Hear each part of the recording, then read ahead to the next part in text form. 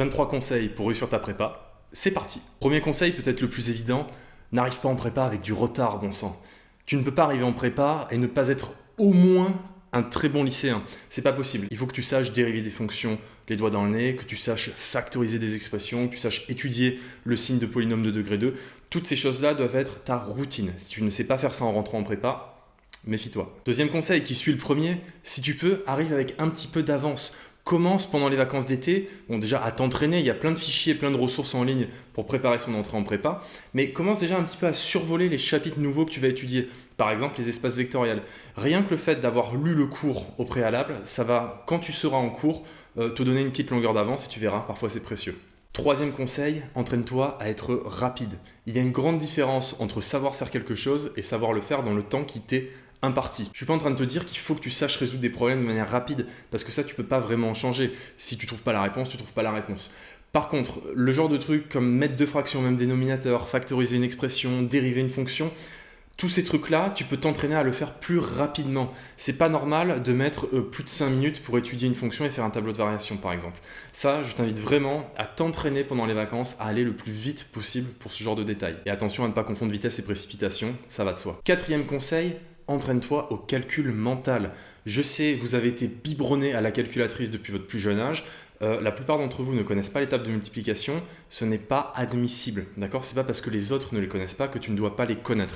Tu dois être capable de mettre deux fractions au même dénominateur. Il y a un moment, il faut arrêter de prendre la calculatrice pour faire 4 septièmes plus 8 neuvièmes. Ce n'est pas possible. Un conseil plus lifestyle maintenant, mange correctement. Ça paraît évident, mais si tu manges pas correctement, tu vas pas te sentir bien. Généralement, quand on est étudiant, on n'a pas beaucoup de temps, on n'a pas beaucoup d'argent. Donc le McDonald's, c'est rapide, c'est facile. J'ai envie de dire ça coûte pas cher, mais bon, moi je trouve que c'est quand même très cher pour ce que c'est. Donc voilà, manger correctement, ça va fournir à ton cerveau les bons nutriments dont il a besoin et ça t'aidera à rester concentré, en forme et à performer tout au long de ta prépa. Alors c'est bien gentil, mange correctement, évidemment. On n'a pas forcément le loisir de se faire des plats cuisinés tous les soirs. Même si c'est pas la meilleure option, je te recommande les plats surgelés. Tu vas chez Picard, tu remplis un congélateur de plats surgelés et ça te permettra, alors je sais c'est pas le meilleur truc possible, mais quand on est étudiant il faut faire des compromis, ça te permettra de manger en bonne quantité pour pas trop cher, c'est plutôt bon et c'est équilibré. Ça fait surtout gagner un temps fou le soir parce que t'as pas de vaisselle à faire et ça te permet de libérer un peu de temps pour bosser. Un autre conseil un peu tactique, rapproche-toi des deuxièmes années, les maths spé. Eux, ils ont déjà passé la sup, donc ils ont sûrement plein de petits tips à te donner en plus de ceux que je vais te donner dans cette vidéo. Mais surtout, ils ont les sujets des contrôles de l'année précédente. Et ça, c'est très important pour que tu puisses t'entraîner. Même si les sujets ne seront jamais des copier-coller d'une année à l'autre, il est possible qu'il y ait de grandes similitudes entre les sujets. Un autre conseil qui va de soi, mais dors suffisamment. Il vaut mieux dormir 1 heure de plus que travailler 1 heure de plus et être crevé le lendemain, surtout si tu es un DS. J'ai déjà entendu des histoires de mecs qui ont passé leur nuit à bosser. Ils arrivent, il est 5h du matin, ils n'ont pas dormi, ils se disent bon il me reste 2 heures pour dormir, ils arrivent, ils sont en DS, ils sont explosés, c'est absolument impossible de performer. Je te fais une analogie avec une compétition sportive, il ne te viendrait pas à l'esprit de t'entraîner à 2h du matin pour ta compétition du lendemain. Tu te dirais il faut que je sois bien reposé, c'est exactement pareil quand tu as un contrôle. Ce conseil ne fait l'ombre d'aucune discussion. Supprime les réseaux sociaux. Ne supprime pas forcément tes comptes, tu peux garder ton compte Insta, ton compte TikTok, tout ce que tu veux.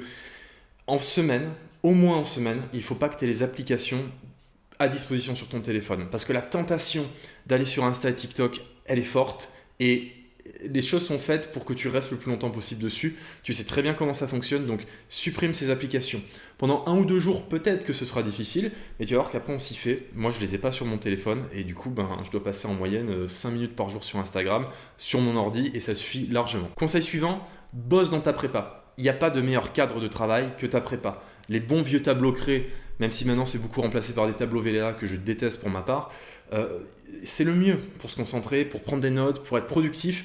Je pense que c'est quand même bien plus agréable de travailler en plus avec des collègues, avec des tableaux, ça fait une petite émulation plutôt que dans ta petite chambre étudiante sur son tout petit bureau avec plein de feuilles qui se battent en duel. Vraiment un conseil, le meilleur cadre de travail, c'est de bosser dans ta prépa. Je te parlais d'émulation, de travailler en groupe. Essaye de te mettre dans un groupe de travail avec des personnes qui te tirent vers le haut.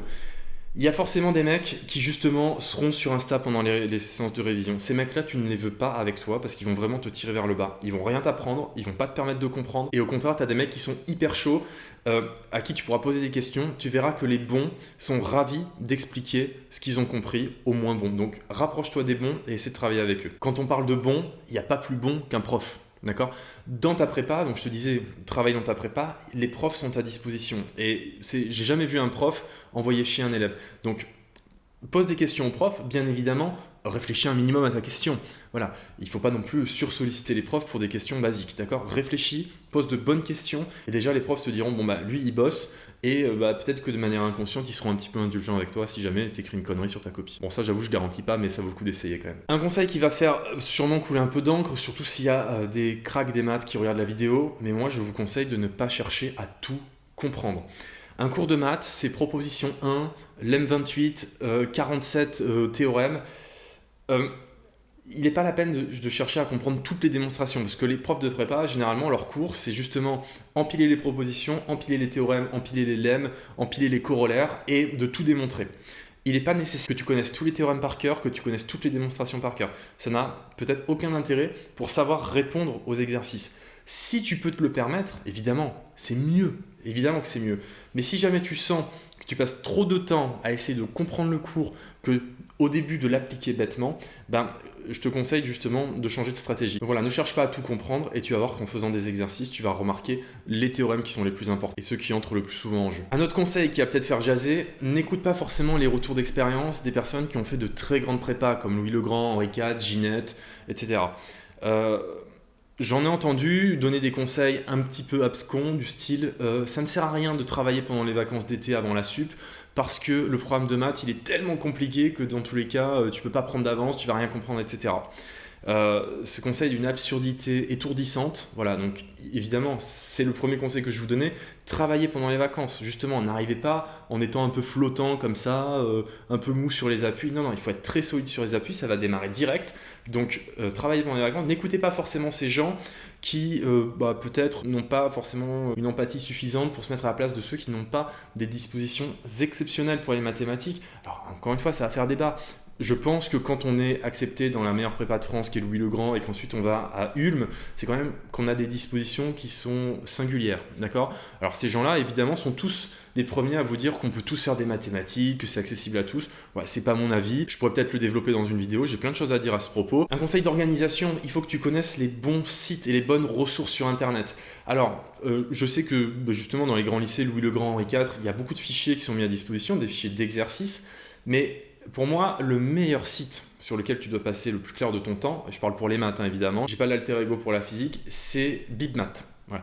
BibMath, c'est un site qui est extraordinaire, il y a le cours résumé, même si parfois le cours n'est pas forcément hyper clair, mais en tout cas tu as des exercices qui sont corrigés et qui sont bien corrigés.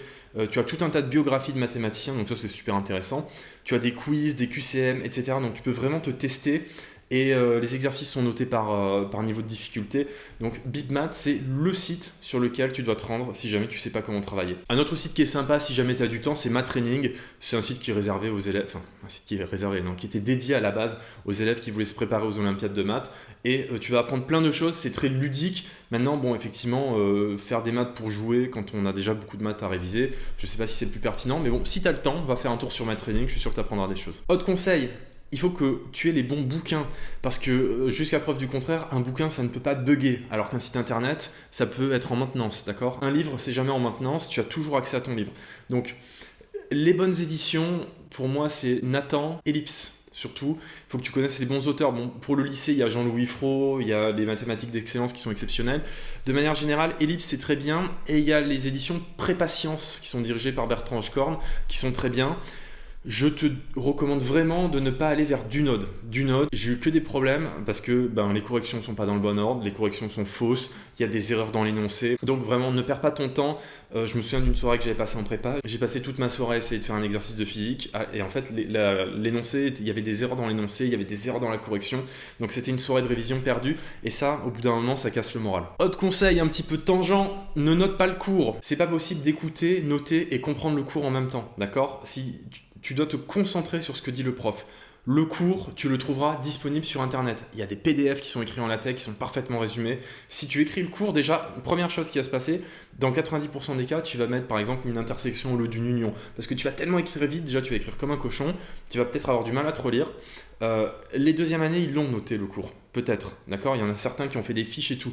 Donc, comme je te dis, rapproche-toi des deuxièmes années, prends leur cours. Mais en tout cas, le cours est dispo sur Internet. C'est beaucoup plus productif d'écouter ce que dit le prof. Il y a l'histoire populaire d'Henri Poincaré, qui lui ne notait jamais rien en cours. Alors oui, certains profs, ça les rend furieux, mais si tu prends le temps à la fin du cours de dire, voilà, écoutez monsieur ou madame, je n'arrive pas à noter le cours et vous écouter de manière active, je pense qu'il comprendra. Concernant le cours, comme je le disais tout à l'heure, il y a sûrement 50 théorèmes, 48 corollaires et 29 lemmes.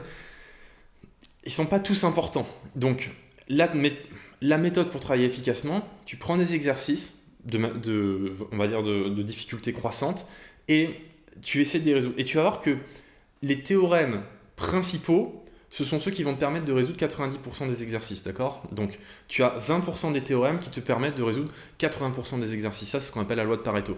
Donc, concentre-toi sur ces théorèmes-là. N'apprends pas, bon ça je répète ce que j'ai dit tout à l'heure, mais n'apprends pas forcément tous les lemmes qui servent à rien. Concentre-toi sur le fait d'acquérir des compétences plus que des connaissances. À méditer. Il ne faut pas prendre ce que je viens de dire au pied de la lettre, évidemment. Soyez intelligent. Une petite sucrerie, je vous conseille de vous intéresser à l'histoire des mathématiques. Déjà parce que c'est passionnant, et deuxièmement parce que je pense que mettre un petit peu d'humain dans la science, ça permet justement de réchauffer un petit peu ces théorèmes qui sont très froids parfois, ces théorèmes qui ne sont pas très parlants. Savoir le mathématicien qu'il y a derrière, je sais pas, pour moi ça a toujours permis d'avoir une meilleure appétence, une meilleure appréhension des choses. Et voilà, ça m'a beaucoup aidé en tout cas, donc je vous le recommande. Après, il faut évidemment en avoir le temps. Un autre conseil hyper important, prends l'air. Il ne faut pas que tu rentres dans une espèce de routine où tu pars de ton studio pour aller dans le lycée, pour ensuite rester enfermé dans une salle de révision et après aller dans une salle de muscu par exemple pour faire ton sport. Pendant 2 ans de prépa, ça va pas être évident de faire des PR au bench, d'accord? Donc je te recommande plutôt de marcher, voilà, de t'aérer. T'aérer l'esprit, ça va être super important. Marcher avec des collègues, discuter, ça va vous faire du bien. Donc la recommandation, c'est 10 000 pas par jour. 10 000 pas, grosso modo, c'est 1h30. Donc évidemment, c'est beaucoup. Mais je pense que déjà, si tu en fais 5-6 000, ça va vraiment te faire du bien. Le soir, avant d'aller se coucher, je pense que c'est apaisant de faire un petit tour dehors. Donc voilà, prends l'air, c'est un conseil. Tu fais ce que tu veux. Maintenant, on parle de musique. Je pense que les mathématiques s'accordent très bien avec la musique.